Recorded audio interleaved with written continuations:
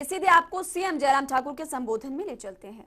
नागरिकों का बहुत बड़ा कॉन्ट्रीब्यूशन रहा है, सहयोग रहा है, मदद रही, उसमें आप सबका भी बहुत बड़ा सहयोग रहा। मैं यहाँ देख रहा था कि बहुत सारे हमारे मित्रों को यहाँ पर सम्मानित किया जिन्होंने कोविड के दौरान बहुत अच्छा काम किया, बहुत बेहतरीन काम किया। कोविड वॉरियर्स के रूप में डॉक्टर्स का बहुत बड़ा कॉन्ट्रीब्यूशन रहा, पैरामेडिकल स्टाफ का बहुत बड़ा कॉन्ट्रीब्यूशन रहा, आशा वर्कर्स का रहा। और उसके अतिरिक्त में यहाँ पर भी मैं देख रहा था कि आपकी यूनिवर्सिटी के अंदर भी बहुत सारे लोगों ने उसमें बहुत अच्छा काम किया। उसके लिए मैं उनको साधुवाद देता हूँ और मैं शुभकामनाएं भी देता हूँ कि आने वाले समय में ये दौर समाप्त हो, ऐसी मैं ईश्वर से कामना करता हूँ और हम उस दौर से बाहर निकल करके बेहतरीन ढंग से अपने जीवन को जैसे हम पहले जीते थे आनंद के एक माहौल में, उस तरह के जीवन जीने में हम फिर से शुरुआत करें। अभी हमारे माननीय शिक्षा मंत्री जी ने शिक्षा के संदर्भ में बात कही कि नए इनिशिएटिव किए, एक अच्छा बहुत, क्योंकि बच्चों के अभी तक स्कूल नहीं लग पाए। बहुत सारे बच्चे ऐसे हैं पढ़ने में अच्छे हैं लेकिन उनके पास जो है वो एंड्रॉयड फोन नहीं, स्मार्टफोन नहीं। ऐसी सूरत में बच्चों को कठिनाई का सामना करना पड़ रहा है। बहुत बेहतरीन जो है हमने एक योजना की शुरुआत की जिसमें लोगों से आग्रह किया कि आप डोनेट करिए और डोनेट करके उन जरूरतमंद बच्चों को आप मदद करने में आगे आए, बड़ी संख्या में आए और उसमें हम सब लोगों को भी आगे बढ़ करके काम करना चाहिए। मुझे लगता है कि एक बेहतरीन शुरुआत है। और उसके बाद जहाँ राष्ट्रीय शिक्षा नीति 2020 जो है वो जिसकी शुरुआत की आदरणीय प्रधानमंत्री नरेंद्र भाई मोदी जी के नेतृत्व में, मैं इस बात को मैं कह सकता हूं कि बहुत ही एक बड़ा एक कदम है उस दिशा में, शिक्षा के क्षेत्र में, जिसमें बहुत सारी चीजों में आप परिवर्तन देखेंगे, नयापन देखेंगे। वो अवसर हमारे सामने है, उसके लिए हम सब लोग मिलकर के काम आने वाले समय में हम करते रहें। यही मुझे आप सबके बीच में आज के इस अवसर पर कहना है। और मैं समझता हूं कि हिमाचल छोटा प्रदेश होने के बावजूद अलग पहचान के साथ हर क्षेत्र में देखें, हम हिमाचल प्रदेश में एक नहीं अनेक क्षेत्र में अपनी पहचान बनाने में सफल हुए। जहां कहा जा रहा था कि पीजीआई के डायरेक्टर हमारे हिमाचल के इस विश्वविद्यालय के छात्र रहे हैं, एम्स के डायरेक्टर हमारे विश्वविद्यालय के छात्र रहे हैं, डॉक्टर गुलेरिया, डॉक्टर ज्योतिराम जी जो हमारे चंडीगढ़ में है, पीजीआई में है।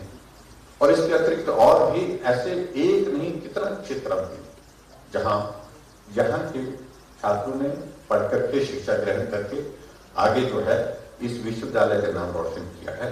और ऐसी उम्मीद हम आने वाले समय में भी रखते हैं कि इस दिशा में हम आगे बढ़ करके काम करेंगे। मैं आपको आश्वासन देता हूँ, जहाँ कुछ चीजों का जिक्र यहाँ पर किया गया है। एक बात कही गई है कि पार्किंग यहाँ पर बननी चाहिए, तो यहाँ सुरेश भारद्वाज जी हमारे बीच में बैठे हैं, आप यहाँ के विधायक भी हैं और महकमा भी आपके पास शहरी विकास का है, स्मार्ट सिटी का प्रोजेक्ट आपका है, शिमला में बन रहा है, हमारी केंद्र सरकार ने दिया हुआ है। और उसमें क्या रास्ता निकलता है, रास्ता निकालें और उसके बाद इसको आप बना करके दें। तो ये मैं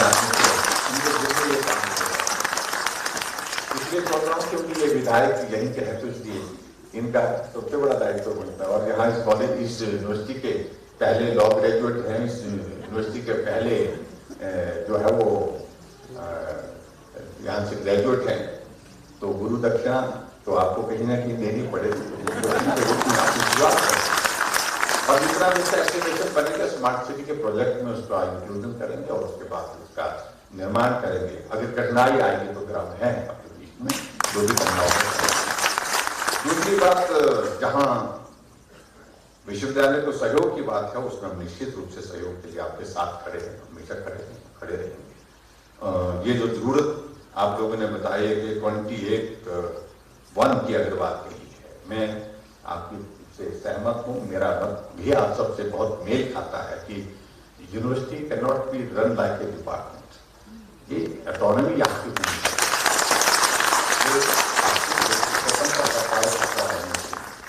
और ये पता नहीं किस सोच के साथ ही सारी बात आई है।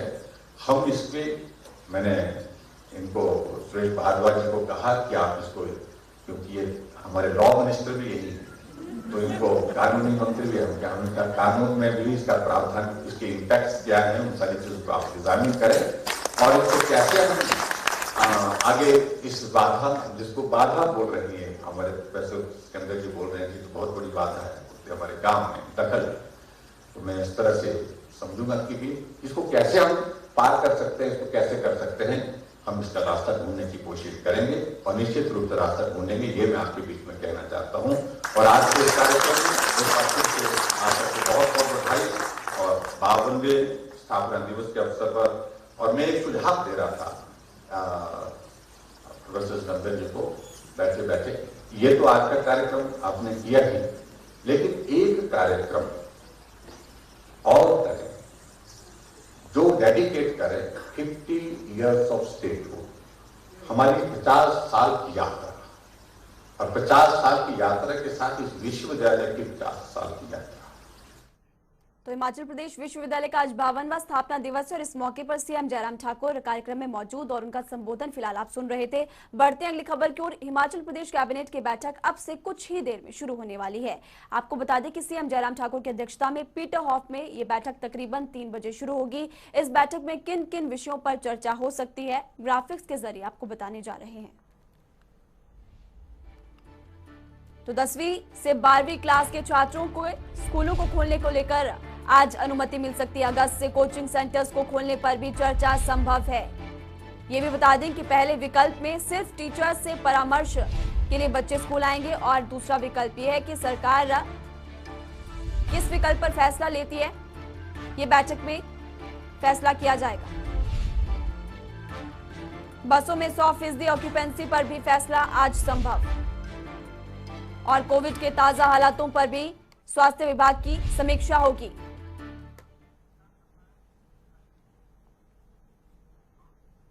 तो विकास शर्मा इस खबर पर हमारे साथ ज्यादा जानकारी के लिए लाइव जुड़ चुके हैं। विकास, कैबिनेट की बैठक तकरीबन 3 बजे शुरू होगी। मैं चाहती हूं आप तमाम दर्शकों को बताएं कि क्या कुछ फैसले आज हो सकते हैं इस कैबिनेट की बैठक में।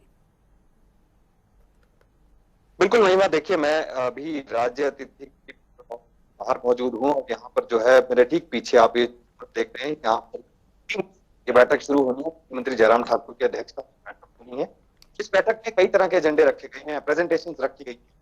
अभी बात सोची गई है कि किस तरह से कोविड काल में बच्चों के ऊपर क्या इम्पैक्ट रहा है, ऑनलाइन शिक्षा के लिए क्या कुछ किया गया है, आज हालात क्या हैं, कोरोना संक्रमण का खतरा जिस तरह से कम हो रहा है, निश्चित रूप से चर्चा इस चीज को लेकर भी हो सकती है कि 10वीं और 12वीं के छात्रों को और शिक्षकों को जिस तरह से हम पिछले 2 दिन से बता रहे हैं कि लगातार अब इनको स्कूल बुलाया जा सकता है, तो ऐसे में प्रस्ताव जो है शिक्षा विभाग की तरफ से तैयार किया गया है, उस पर चर्चा निश्चित रूप से होगी। वहीं 2 अगस्त को आने वाले दिनों में अब जो विधानसभा का मॉनसून सत्र है वो यहाँ पर होना है, विधानसभा में होना है शिमला में। तो ऐसे में सत्र के अंदर जो विधेयक हैं, तो जो संशोधन विधेयक हैं वो किस तरह से पारित किए जाने हैं, उसका ड्राफ्ट जो है वो यहाँ पर उस पर चर्चा जरूर यहाँ पर होगी, क्योंकि किस तरह से सत्र चलना है, सत्र के लिए क्या तैयारियां जो है सरकार ने कर रखी है, तमाम चीजों पर चर्चा आज होने की यहाँ पर उम्मीद है। यही नहीं, बसों में 100% क्षमता के साथ जो है बसें चल सकती हैं, लेकिन इसी बीच खबर ये भी है कि जो कोरोना का संक्रमण है, अभी कोरोना खत्म नहीं हुआ है, ऐसे में जो संभावित तीसरी लहर है सितंबर के मध्य तक जो है वो हिमाचल प्रदेश में भी आ सकती है, देश भर के साथ साथ। ऐसे में किस तरह से राज्य सरकार की तैयारियां हैं, क्योंकि ये कहा गया था शुरुआती दौर में जो रिपोर्ट्स निकलकर सामने आ रही थी कि बच्चों को सबसे ज्यादा खतरा जो है वो संभावित तीसरी लहर में हो सकता है। तो ऐसे में क्या विशेष तैयारियां जो है वो बाल रोग विशेषज्ञों की तैनाती हो या फिर जो नर्सिंग स्टाफ है किस तरह से तैनाती होगी और कहां किन अस्पतालों में जो वार्डों की व्यवस्था है वो किस तरह से रहने वाली है, इसको लेकर एक प्रेजेंटेशन यहाँ पर रखी गई है और डिटेल्ड प्रेजेंटेशन के जरिए राज्य सरकार इस पर जरूर फैसला लेगी कि अब जो तीसरी लहर है उसमें क्या कमियां रह जाती हैं और क्या कुछ करने की यहाँ पर जरूरत जो है वो यहाँ पर रहने वाली तमाम विकास। तो कई अहम मुद्दों को लेकर आज ये बैठक होने वाली और बैठक के बाद ही फिलहाल साफ हो पाएगा कि इस बैठक में क्या कुछ फैसले निकलकर सामने आते हैं। शुक्रिया इस तमाम जानकारी के लिए। आप ग्राउंड पर अपनी नजर बना के रखिएगा, आपसे आगे भी अपडेट लेंगे। हिमाचल विधानसभा का मानसून सत्र 2 अगस्त से शुरू होने जा रहा है। इस बार का सत्र 13 अगस्त तक चलेगा। क्या कुछ खास रहने वाला है इस बार के सत्र में, कितने सवाल अब तक पहुंचे हैं, इन सब की जानकारी इस रिपोर्ट के जरिए आपको बताते हैं।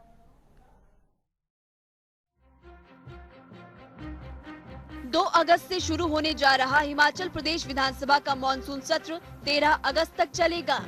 ये 2 अगस्त को 2 बजे शुरू होगा। आपको बता दें कि मॉनसून सत्र में कोरोना, महंगाई, कानून व्यवस्था, सड़क, पानी, खनन आदि की समस्याओं से संबंधित सवाल गूंजेंगे। ऐसे कई विषयों से संबंधित प्रश्न कई विधायकों ने राज्य विधानसभा सचिवालय को भेज दिए हैं। अब तक की अगर आपको जानकारी दें तो अभी तक सचिवालय को 421 सवाल पहुंचे हैं।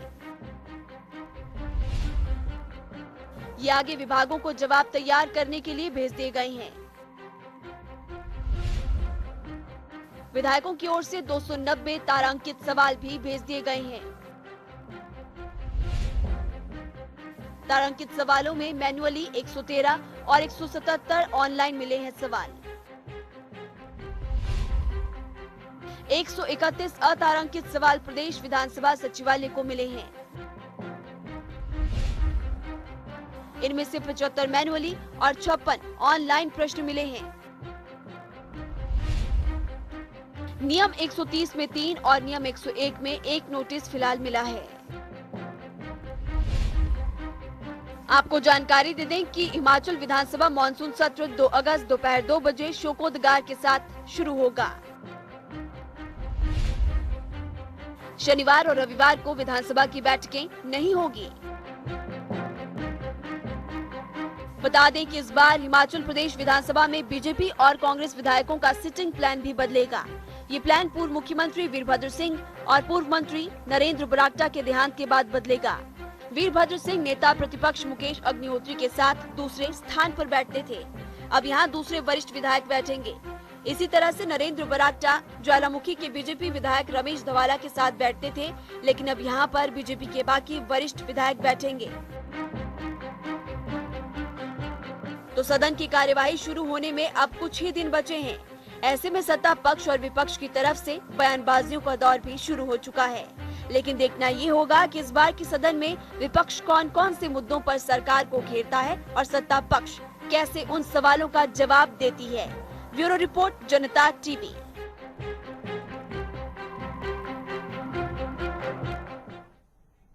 चलिए, इसी बीच एक बड़ी खबर फिलहाल सामने आ रही है। एक बड़ी अहम जानकारी आपको इस वक्त की बताने जा रहे पांवटा साहिब से। पांवटा साहिब में कमीशन खोरी पर संज्ञान लिया गया है। ये इस वक्त की बड़ी खबर आपको बता रहे। शिक्षा मंत्री ने शिक्षक को सस्पेंड कर दिया। इस वक्त की बड़ी खबर, गोविंद सिंह ठाकुर ने इस मामले में संज्ञान लिया। कल आपको बता दें कि जनता टीवी ने इस खबर को प्रमुखता से दिखाया था और अब इस खबर पर असर भी हमने करवाया। आपको जानकारी दे दें कि प्रिंसिपल टीचर पर कमीशन के आरोप लगे थे और इसी के साथ साथ जब जनता टीवी के पास से खबर आई तो हमने इस खबर को प्रमुखता से दिखाया और अब पांवटा साहिब में इस कमीशन खोरी पर संज्ञान फिलहाल ले लिया गया है और शिक्षा मंत्री गोविंद सिंह ठाकुर ने शिक्षक को सस्पेंड फिलहाल कर दिया है। मामले की आगामी जांच भी जारी है। रॉबिन शर्मा हमारे संवाददाता इस खबर पर ज्यादा जानकारी के लिए हमारे साथ फोन लाइन पर जुड़े हुए हैं। रॉबिन, बड़ा एक्शन यहां पर शिक्षा मंत्री की तरफ से लिया गया। एक बार फिर से जनता टीवी की खबर का असर हुआ। जी, बताना चाहूंगा कि कल हमने इस मामले को उजागर किया था कि एक अध्यापक द्वारा कमीशन खोरी का मामला सामने आया था और रिश्वत मांगी जा रही थी।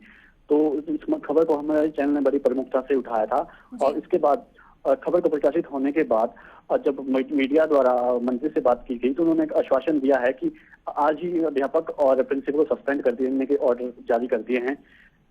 जी, तो ऑर्डर यहाँ पर सस्पेंड करने के जारी किए गए। क्या कुछ जानकारी मिल पा रही, कब तक सस्पेंड हो सकते हैं रॉबिन?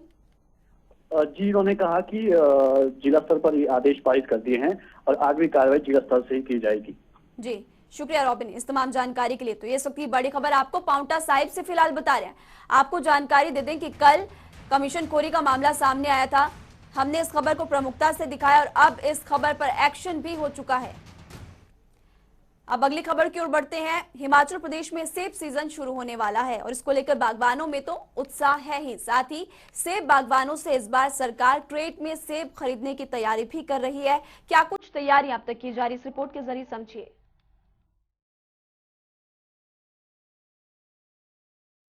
हिमाचल प्रदेश के सेब बागवानों से इस बार सरकार क्रेट में सेब खरीदेगी।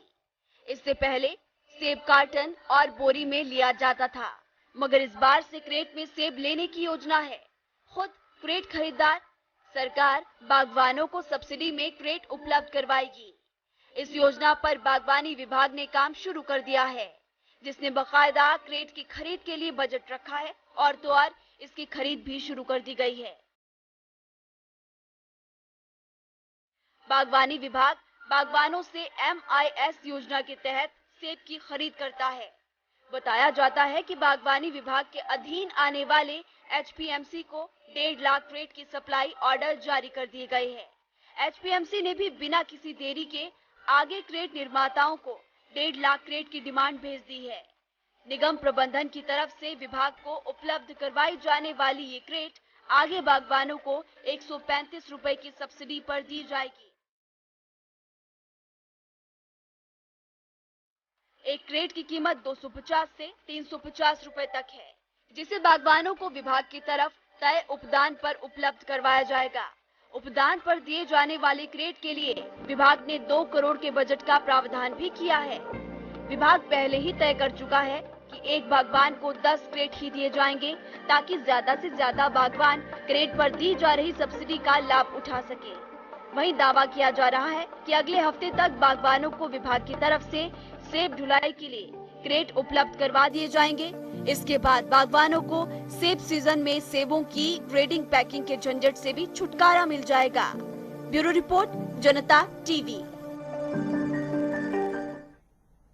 मैं आपको बता दें कि नालागढ़ के माजरा गांव में कुएं का पानी जहरीला हो चुका है। कुएं से निकलता जहरीला पानी और दूषित पानी पीने की वजह से पशुओं और लोगों की तबीयत भी बिगड़ चुकी है। ग्रामीणों का कहना है कि गांव में कचरा प्लांट लगाने की वजह से ये नौबत आ चुकी है। इस रिपोर्ट के जरिए आपको बताते हैं।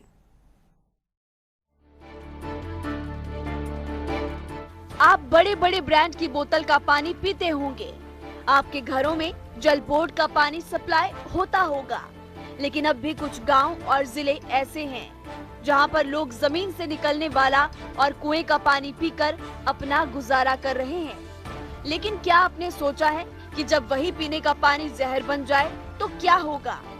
जी हाँ, तस्वीरें हिमाचल के नालागढ़ के माजरा गांव की है, जहां कुएं का पानी जहरीला हो चुका है। इस कुएं का पानी पीने के बाद गांव के कई लोग बीमार पड़ चुके हैं और एक पशु की मौत भी हो चुकी है। कुएं से निकलता ये काला पानी पीने की वजह से लोग बीमार पड़ रहे हैं। पिछले कई दिनों से कुएं से सिर्फ काला और गंदा पानी ही निकल रहा है। पहले ये पानी पीने लायक था, लेकिन अब इसमें कुछ दिनों से गंदा पानी आ गया है और गंदा पानी, वही पानी, उस पानी को ये जो लोग हैं पीने के लिए यूज करते थे, अपने पशुओं के लिए यूज किया जाता था और सारे काम के लिए यूज करते थे। लेकिन अब इसका जो पानी है बिल्कुल गंदा हो चुका है और इसमें केमिकल यानी कि आना शुरू हो गया है। इसका कारण हम लोग तो यही मानते हैं कि इसके साथ ही बिल्कुल एक Shivalik solid waste management company लगी हुई है और उसके अंदर पूरे हिमाचल का जो वेस्ट है वो सारा का सारा इस कंपनी में डंप होता है। ग्रामीणों का कहना है कि वो पिछले कई सालों से कुएं का पानी पी रहे हैं, कोई दिक्कत तब तो नहीं आई, लेकिन जब से गांव में कचरे का प्लांट लगा है तभी से कुओं का पानी जहरीला हो चुका है और कुएं का पानी पीने से लोग बीमार भी पड़ रहे हैं। ये सर हमारा कुआं है, ये हमारा कोई 15-20 साल से हमने पर्सनल अपना निकलवाया था, जाके हमारे को यहाँ पानी की कोई सुविधा नहीं थी, इसलिए हमने ये कुआं खुद निकलवाया था अपने आप। और इसका पानी हम जो है बरत रहे थे, पी रहे थे अपने घर के लिए, जो भी था इसी से गुजारा चल रहा था हमारा। तो आज स्थिति ऐसी हो गई है कि इसका पानी जो है बिल्कुल, यहाँ एक शिवालिक सॉलिड वेस्ट मैनेजमेंट लगी है प्रदूषण डिपार्टमेंट की, उनकी जो सेम है वो जो ट्रीटमेंट वगैरह करते कुछ भी नहीं करते उस ट्रीटमेंट के लिए, सिर्फ नाम का ही दिया हुआ जो भी इन्होंने, उसमें जो भी है ये सारा वेस्टेज जो पानी है सारा इधर ही आ रहा है। ग्रामीणों का कहना है कि सॉलिड वेस्ट प्लांट में ठोस कचरा पूरे हिमाचल से आता है और उस कचरे को सही ढंग से ट्रीट नहीं किया जा रहा है और कचरे से निकलने वाला जहरीला केमिकल जमीन के अंदर भी फैल रहा है, जिस वजह से कुएं का पानी जहरीला हो चुका है और लोग बीमार भी पड़ रहे हैं। हालांकि सीएम हेल्पलाइन और पोल्यूशन कंट्रोल बोर्ड को भी शिकायत करने के बाद कार्रवाई नहीं हुई। अब ऐसे में बड़ा सवाल ये कि कुएं का पानी पीने से लोग बीमार पड़ रहे हैं, लेकिन सुध लेने वाला कोई नहीं है। प्रशासन की तरफ से व्यवस्थाओं को सुधारने और दुरुस्त करने के तमाम वादे किए जाते हैं, लेकिन हाल ये है कि लोगों को साफ पानी पीने तक के लिए नहीं मिल रहा। जनता टीवी के लिए नालागढ़ से जगत सिंह बैंस की रिपोर्ट।